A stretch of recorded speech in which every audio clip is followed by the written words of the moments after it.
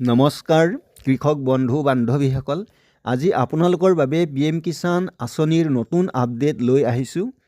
PM কিষাণৰ 19 number কিস্তিৰ ধন যোৱা 24 ফেব্ৰুৱাৰী তাৰিখে মুকলি কৰিলে। এতিয়া আহি আছে PM কিষাণৰ 20 নম্বৰ কিস্তিৰ ধন। কৃষক বন্ধু বান্ধৱীসকল, PM কিষাণৰ কিস্তিৰ ধন আগলৈ পাই থাকিবলৈ হ'লে বা 20 নম্বৰ কিস্তিৰ ধন লাভ কৰিবলৈ হ'লে সকলো কৃষকে এটা কাম কৰিব লাগিব। এই কামটো বৰ্তমান ভাৰতৰ প্ৰায় সকলো ৰাজ্যতে জোৰদাৰ চলি আছে। অসমৰ কৃষকসকলেও এই কামটো কৰিব লাগিব, অন্যথা ভৱিষ্যতে PM কিষাণ আঁচনিৰ ধন লাভৰ পৰা বঞ্চিত হ'ব।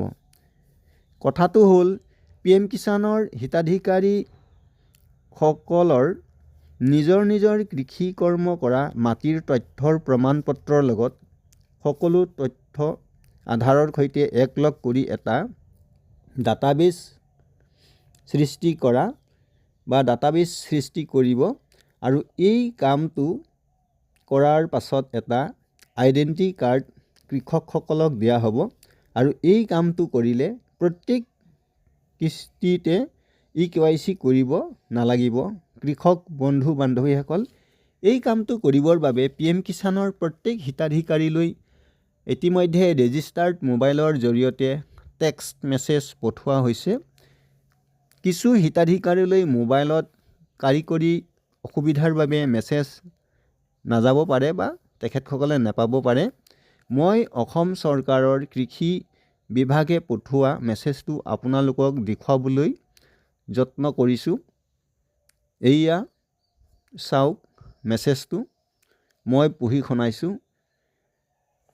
মেছেজটো হ'ল, প্ৰিয় কৃষক বন্ধু, PM কিষাণৰ সুবিধা অবিৰতভাৱে লাভ কৰাৰ বাবে কৃষকৰ পঞ্জীয়ন নম্বৰ ফাৰ্মাৰ ID বাধ্যতামূলক হ'ব। আপোনাক অনুৰোধ জনোৱা হ'ল যে আপোনাৰ নিকটতম কৃষক পঞ্জীয়ন শিবিৰ, ফাৰ্মাৰ্ছ ৰেজিষ্ট্ৰি কেম্প বা সাধাৰণ সেৱা কেন্দ্ৰ CSC লৈ গৈ কৃষক পঞ্জীয়ন প্ৰক্ৰিয়াত অন্তৰ্ভুক্ত হৈ বাধ্যতামূলক কৃষক পঞ্জীয়ন নম্বৰ ফাৰ্মাৰ ID লাভ কৰক। কৃষি বিভাগ, অসম চৰকাৰ। এনেধৰণে আপোনালোকক সকলো PM কিষাণ হিতাধিকাৰীসকললৈ ৰেজিষ্টাৰ্ড মোবাইলৰ জৰিয়তে মেছেজ পঠোৱা হৈছে। গতিকে আপোনালোকে সকলোৱে এই কৃষকৰ পঞ্জীয়ন নম্বৰটো সংগ্ৰহ কৰিব লাগিব, অৰ্থাৎ ফাৰ্মাৰ ৰেজিষ্ট্ৰি কৰিব লাগিব। কৃষক বন্ধু বান্ধৱীসকল, নিশ্চয় আপোনালোকৰ মোবাইলত এনেধৰণৰ মেছেজ আহিছে। গতিকে আপোনালোকে সকলোৱে নিজৰ পঞ্জীয়ন নম্বৰ বা ফাৰ্মাৰ ID বনাব লাগিব, অন্যথা PM কিষাণ আঁচনিৰ পৰা কিস্তিৰ পৰা বঞ্চিত হ'ব। আজিৰ নতুন আপডেট ইমানেই। যদি আজি এই চেনেলত প্ৰথম আহিছে তেনেহ'লে এই চেনেলৰ দ্বাৰা নতুন আপডেট পঠোৱা হয় আৰু এই আপডেটবোৰ পাই থাকিবৰ বাবে আপোনালোকে ছাবস্ক্ৰাইব কৰিব।